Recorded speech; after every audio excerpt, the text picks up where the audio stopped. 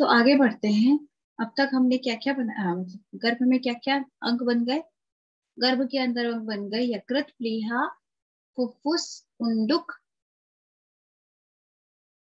आंत्र, गुद, बस्ती, जीवा, स्रोतस, पेशियां, सिरा, स्नायु और आशय। ठीक है। अभी हमारा सबसे इंपॉर्टेंट ऑर्गन बाकी है, रक्त मेदः प्रसादाद वृक्कौ। रक्त और मेद के प्रसाद से वृक्कौ, दोनों वृक्क बनते हैं, किडनीज। दोनों किडनीज रक्त और मेद के प्रसाद भाग से बन रही है। ठीक है। रक्त और कफ से क्या बना था, आंत्र, गुद और बस्ती। ठीक है। और रक्त और मेद से क्या बना है, वृक्क। ध्यान में रखना, कई बार ये एक दो वर्ड ना कंफ्यूज कर देते हैं, इस वजह से कंफ्यूज नहीं होना है, एग्जैक्ट वही लिखना है जो है। ठीक है। मांस, अस्रक, कफ, मेदः प्रसादा। किस किस का प्रसाद लिया है इसने, प्रसाद भाग लिया है इन्हें। मांस, अस्रक यानी रक्त, कफ और मेद। ठीक है। रक्त, कफ, मेद और मांस चारों के प्रसाद से क्या बने हैं, वृषण। ठीक है। उसके बाद शोणित, ये शोणित है, शोणित कफ प्रसादजम हृदयम। हृदय किससे बना है, शोणित कफ के प्रसाद भाग से। शोणित कफ का पाक होने से बने थे आंत्र, गुद और बस्ती। और शोणित कफ के प्रसाद से क्या बने हैं, हृदय बना है। ठीक है। अब ये हृदय का वर्णन करते हुए कहते हैं, यथाश्रया, जिसके आश्रित।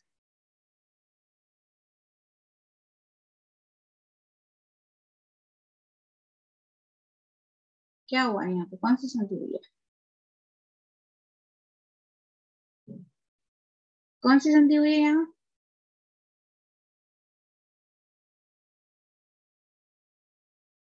दीर्घ। यस, अकार सवर्णे दीर्घ से दीर्घ संधि हुई है। ठीक है। तो यथाश्रया, जिसके आश्रित होकर, यथाश्रया ही धमन्यः प्राणवाह, धमन्यः प्राणवाह, जिसके आश्रित सारी प्राणवाह धमनियां होती है। ठीक है। तस्यादो वामतः प्लीहा फुफ्फुसश्च, और जिसके अध या उसके अध और वामतः, अध और वाम, वाम यानी सबसे पहले ये देख लेना कि वाम और दक्षिण ये क्या है। तो किसी को पता है वाम और दक्षिण क्या क्या होते हैं, चलो बताती हूँ। दक्षिण मने और वाम मने लेफ्ट। ठीक है। इसी को हम बाया, बाया वाम से मैच होता है, और दाया, दाया दक्षिण से मैच होता है। दाया दक्षिण राइट सेम होता है, और बाया वाम लेफ्ट सेम होता है। ठीक है। तो ये क्या कह रहा है, वाम, तस्यादो वामतः, नीचे और वाम, नीचे और लेफ्ट में क्या होता है, प्लीहा फुफ्फुसश्च, स्प्लीन लेफ्ट में होता है। अगर हम बनाएंगे दोनों लंग्स, यहाँ होता है हार्ट, यहाँ से होता है स्टोमक, यहाँ होता है स्प्लीन, यहाँ होता है लीवर। तो स्प्लीन किधर है, इस लेफ्ट साइड में, और राइट साइड में क्या है, लीवर। ठीक है। लेफ्ट साइड में हमारा स्टोमक, स्प्लीन, लेफ्ट ये, और हार्ट भी लेफ्ट में होता है। राइट में क्या है, हमारा जो बड़ा वाला लंग, राइट लंग बड़ा होता है, वेट में भी, साइज में भी। और लीवर, लीवर भी राइट में होता है। ठीक है। तो क्या बता रहा है ये, प्लीहा, प्लीहा स्प्लीन को बोलते हैं। प्लीहा को स्थिति क्या बताइए, वाम अध, जिसके वाम यानी लेफ्ट और अध यानी नीचे फुफ्फुस और प्लीहा हो। ठीक है। फिर दक्षिण तो यकृत क्लोम च। अब यहाँ पर या तो ये ले सकते हैं सुश्रुत की तरफ से कि उन्होंने राइट लंग को क्लोम कहाँ है, और लेफ्ट को फुफ्फुस कहाँ है, या कुछ भी ले सकते हैं। कुल मिला के हमारे ध्यान रखने वाली बात यह है कि इसने लीवर और स्प्लीन की जगह बिल्कुल सही बताई है। तो जिसके आश्रित होकर धमनियां रहती है, प्राण वह धमनियां, ठीक है, धमनियां 10 बताई है सुश्रुत ने, एग्जैक्ट ध्यान में रखना। तो जिसके आश्रित होकर प्राण वह धमनियां रहती है, जिसके अध और वाम दिशा में प्लीहा और फुफ्फुस रहते हैं, जिसके दक्षिण यानी राइट और यकृत और क्लोम रहते हैं, जिसके दक्षिण में, तद हृदयम वह हृदय विशेषेण विशेष रूप से चेतना स्थान, चेतना का स्थान है। अतस्तस्मिन् तमसावृते सर्व प्राणिनः स्वप्नुति। अतः तस्मिन् यानी अतः उसके, तमसावृते तमसा यानी तमस के द्वारा आवृत होने पर सर्व प्राणिनः सभी प्राणी सो जाते हैं। जब हृदय को तमस का आवरण होगा, तम उसमें बढ़ेगा, तब सभी प्राणियों को नींद आती है। और उसका रीजन क्या है, क्योंकि हृदय विशेष तौर पर चेतना का स्थान है, और जब चेतना तम से आवृत होगी तो नींद तो आएगी। ठीक है, ये इसका वो है। अभी हम यहाँ देखते हैं ये संधि कौन सी है, बताओ।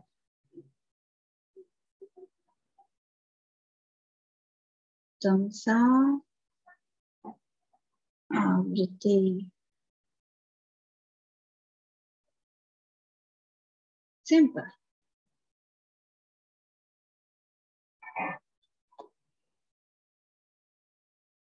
ये पूर्व रूप संधि है। इसको फिर से क्या हो गया,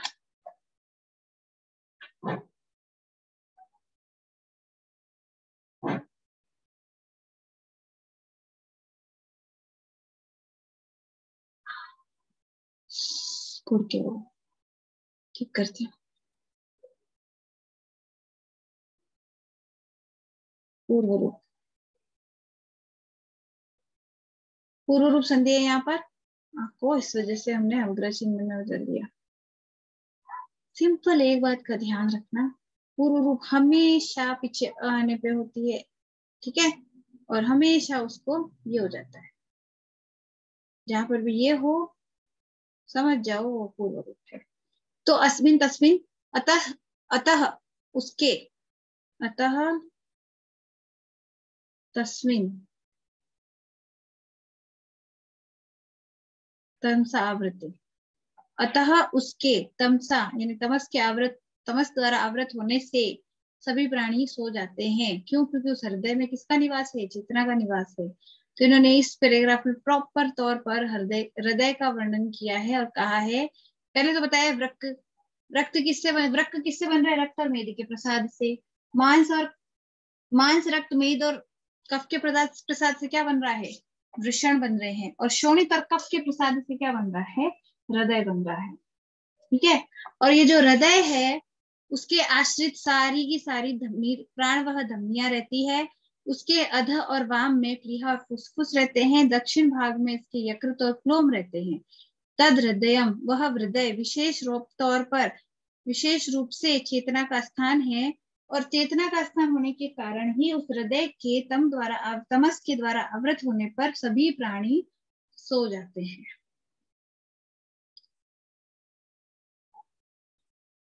ठीक है, ये पैराग्राफ समझ में आ गया अब तक, मतलब एक तरीके से जितने भी ये अंग बनाए हैं गर्भ के अंदर, कैसे कौन सा बन रहा है समझ में आ गया। तो मैं आगे बढ़ू,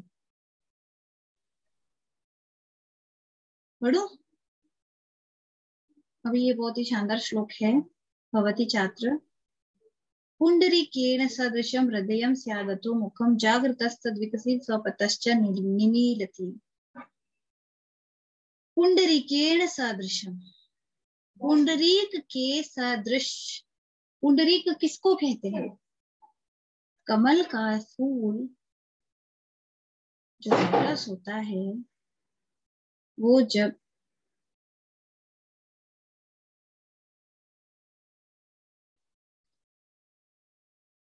पुंडरीक यानी कि लोटस का, कमल का जो फूल होता है उसकी कली,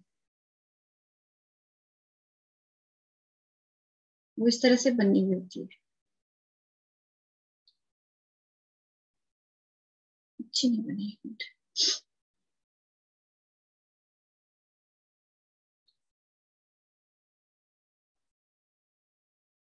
ठीक है, पुंडरीक, कमल की कली। कमल की कली इस तरह से मुड़ के नीचे झुकी हुई होती है जब तक वो खिला हुआ नहीं होता। ठीक है, तब तक ऐसे रहती है। उस पुंडरीक के सदृश, इस पुंडरीक, पुंडरीक इसको कहते हैं कमल की कली, वो ऐसी दिखती है। उसके सदृश हृदय सात अधोमुखम, हृदय रहता है अधोमुख होकर। अधोमुख, पुंडरीक अधोमुख है, ये अधोमुख पुंडरीक है, लेकिन अगर इसको दूसरी नजर से देखा जाए तो ये क्या दिखेगा, arch of aorta, descending aorta, और यहाँ आगे इसके डायफ्राम के आगे आ जाएगा अब्डोमिनल ऑर्टा, ये थोरेसिक ऑर्टा, ये हो गया हार्ट। ऐसा ही रहता है जैसा पुंडरीक है। तो इस तरह से आचार्य ने कहा है पुंडरीकेण सदृशम हृदय स्याद, हृदयम स्याद अधोमुखम, हृदय जो है उसका पहले क्या, उसकी इंपॉर्टेंस बता दी, अब उसकी स्थिति बता रहे हैं बॉडी के अंदर कि वो कैसे रहता है। तो पुंडरीक के सदृश अधोमुख होकर के हृदय रहता है, जागृत तद विकसति स्वपतश्च निमीलति, यानी जब हम जागते हैं तो ये विकसित हो जाता है, और जब हम सोते हैं तो ये निमीलति ऐसे इकट्ठा होकर बैठ जाता है। ऐसा आचार्य को मानना है। जागते रहे, उन्होंने कभी बॉडी को खोल के नहीं देखा, इसलिए उनको नहीं पता कि ऐसे ही रहता है हमेशा। तो जागृत सद विकसित स्वपतश्च निमीलति, जब हम जागृत अवस्था में होते हैं तो विकसित हो जाता है वो पुंडरीक। ठीक है, और वही पुंडरीक जब हम सो जाते हैं तो निमीलति, इकट्ठा होके वो भी अधोमुख होकर फिर से सो जाता है। ठीक है, ये 31 श्लोक है। ये वाला श्लोक समझ में आ गया? दोबारा बताने की आवश्यकता लग रही है किसी को?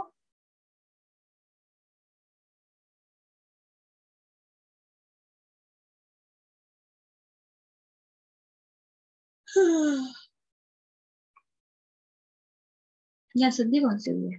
3-4 संधियों के सूत्र लगे, पता है। यहाँ था विसर्ग, उसको ऋतु हुआ, फिर उसको सकार हुआ, फिर उस सकार को इस च के कारण शकार हुआ, नष्ट से, इस वजह से बना स्वपतश्च। ठीक है, बीच बीच में कराते रहनी जरूरी है, वरना संधि भूल जाओगे बाकी के टॉपिक पढ़ने लगोगे तो। क्योंकि इतनी इजी नहीं है ना टॉपिक, संधि सबसे इजी थी।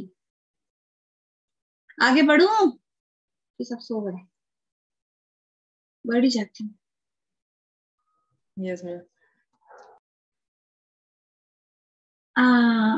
आगे निद्रा का स्टार्टिंग है, और अगर इसको पूरा पढ़ाया तो टाइम लेगा।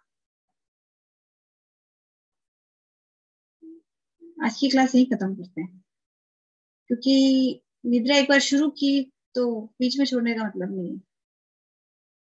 निद्रा क्योंकि यहाँ बताया है 3 प्रकार की निद्रा होती है सुश्रुत के अकॉर्डिंग, तामसी, वैष्णवी और वैकारिकी। ठीक है, अभी उसके बाद में उसने तंद्रा, आलस्य, जृंभा और जितनी भी चीजें होती है इससे रिलेटेड, मूर्छा, संन्यास, इन सब की डेफिनेशन दी है कि इनमें कौन कौन से दोष प्रधान होते हैं, इनके लक्षण क्या होते हैं, वो सब कुछ हम नेक्स्ट जब भी इसकी क्लास करेंगे सुश्रुत की, हो सकता है कल करें या हो सकता है कि शेड्यूलिंग के बाद करें। ठीक है, तब हम ये निद्रा पढ़ेंगे। इसको स्टार्ट करके बीच में छोड़ने का मतलब नहीं है। तो आज हम ये अंगों के विकास तक सुश्रुत के चैप्टर को खत्म करते हैं। आगे का पोर्शन नेक्स्ट कभी क्लास में पढ़ेंगे।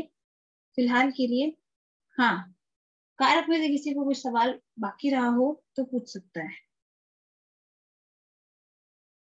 ठीक है, और अगर किसी को भी लगे कि पीडीएफ में इंफॉर्मेशन सफिशिएंट नहीं है, कुछ ऐड करने की जरूरत में लगती है, तो भी बता देना। और ये अनोटेशन वाली पीडीएफ चाहिए तो भी बता देना। इस बार मैंने करेक्ट पीडीएफ बिल्कुल क्लीन दी है, अनोटेशंस नहीं है उसके अंदर, तो वो भी बता देना। ठीक है, कुछ तो बोलो। ठीक है, फिर आज की क्लास ही। Yes ma'am. Good night. Ma'am हाँ मैं पूछ रहा हूँ मैम, इनकी व्याख्या ही आएगी ना बस करने की? नहीं, सुश्रुत के अंदर से नॉर्मल क्वेश्चन आते हैं यूजुअली, सवाल आते हैं, थोड़ा छोटा या थोड़ा बड़ा, छोटे भी आ सकते हैं जिसमें मैंने बताया। श्लोक की व्याख्या नहीं आएगी? श्लोक की व्याख्या आ सकती है, लेकिन जैसे श्लोक की व्याख्या आने का वो होगा ना, वो श्लोक में व्याख्या के अकॉर्डिंग, मतलब एंडिंग में ना क्या करूंगी, पंचकर्म के 5 स्टोरीज के अंदर और इसमें, और जो वैदिक सुभाषित साहित्य के कुछ एक, वो श्लोक के अलग से व्याख्या बता दूंगी कि लिखी कैसे जाती है, और मैं बता दूंगी कौन कौन से श्लोक की व्याख्या आ सकती है, और एक बार फिर से व्याख्या बता दूंगी। ये तो उस चैप्टर को समझने और थोड़ी बहुत जो व्याकरण है उसमें देखने के अकॉर्डिंग हम पढ़ रहे हैं। व्याख्या का पोर्शन हम पीछे से कर लेंगे, क्योंकि श्लोक पूछा जाता है यूजुअली व्याख्या में। और श्लोक भी कैसा, ये जो था ये पुंडरीक सदृश वाला, जैसे ये था ना हमारा, पुंडरीकेण सदृशम हृदयं स्यादतो मुखम जागृतस् तद्विकसति स्वपतश्च निमिति, ये जो श्लोक था, ऐसा श्लोक पूछा जा सकता है। तो इस तरह के श्लोक पूछे जाएंगे, क्योंकि इनकी ही व्याख्या करने में कुछ इंटरेस्ट बनता है, अदरवाइज तो क्या व्याख्या करेंगे, है ना, इस वजह से। और इनकी व्याख्या कैसे की जानी है ये मैं बता दूंगी। फिलहाल हम ये चैप्टर अच्छे से समझ लें, ये बेटर रहेगा, क्योंकि पंचकर्म से भी किसी का डायरेक्ट सवाल पूछा जाता है छोटे, या फिर सिंपल बात है कि सवाल हमारे पेपर में 3 तरह के होते हैं। एक तो 2 नंबर के होते हैं 15 प्रश्न, एक 5 नंबर के होते हैं 5 प्रश्न, और एक 10 नंबर के होते हैं।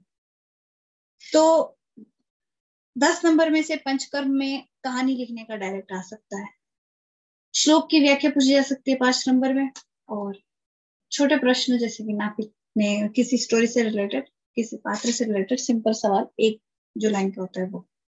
वैसे के वैसे सुश्रुत से भी इसी तरह से 3 प्रश्न हो सकते हैं। अभी मान लो कि उन्होंने पूरा का पूरा कला का वर्णन पूछ लिया, तो 10 नंबर का प्रश्न हो जाएगा। कितवी कला का नाम क्या है, कितवी त्वचा का नाम क्या है, ये पूछ लिया तो 1 नंबर का प्रश्न, 2 नंबर वाला प्रश्न हो जाएगा। और कोई श्लोक की व्याख्या पूछ ली तो 5 नंबर का प्रश्न हो जाएगा। इस तरह के प्रश्न सुश्रुत से आएंगे। और इसी तरह से हम ले सकते हैं वैदिक सुभाषित साहित्य, उसमें से मान लो 2 श्लोक डाल दिए व्याख्या करने वाले में, हो गए वो भी। ठीक है, समझ में आ गया? Yes ma'am.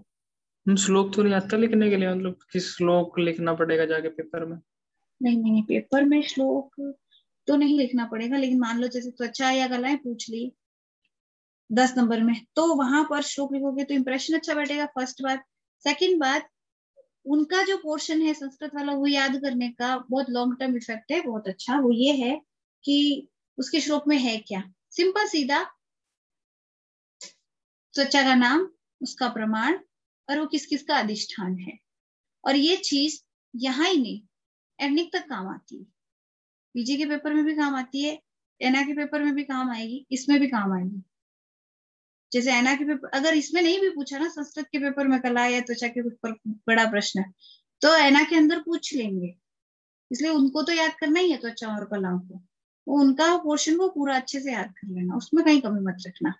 ठीक है, और ये जो दूसरे वाले हैं इनके छोटे छोटे भाई किससे क्या बन रहा है, तो उसकी एक टेबल बना लेना। वैसे तो मैंने उसकी भी टेबल बोली थी, त्वचा और कलाओं की भी, पर क्या है ना, टेबल फॉर्म में जिसको अच्छे से याद हो वो टेबल फॉर्म याद कर लो, और जिसको श्लोक याद करना इजी लगता है वो श्लोक याद कर लो। क्योंकि अगर टेबल फॉर्म में भी याद होता है, श्लोक लिखना कभी बार कई बार जरूरी नहीं होता पेपर में। पेपर लिखने का आर्ट रहता है जिसके अंदर अगर आपने सारी चीजें प्रॉपर लिखी है तो नंबर मिल जाते हैं। श्लोक याद रखने से फायदा ये होता है चीजें एग्जैक्ट याद रहती है, और कुछ नहीं। So keep that in mind कि चीजें एग्जैक्ट याद रहनी चाहिए, फिर वो श्लोक के फॉर्म में याद रखो, या टेबल के फॉर्म में याद रखो, जो आपके लिए इजी हो। मेन बात ये है श्लोक फॉर्म में लिखी इसलिए गई है कि श्लोक फॉर्म याद इजीली होती है। एक अगर फ्लो बन जाए ना एक बार श्लोक बोलने का और याद करने का, उसके बाद कहीं अटकते नहीं है। ठीक है। Okay ma'am, thank you ma'am.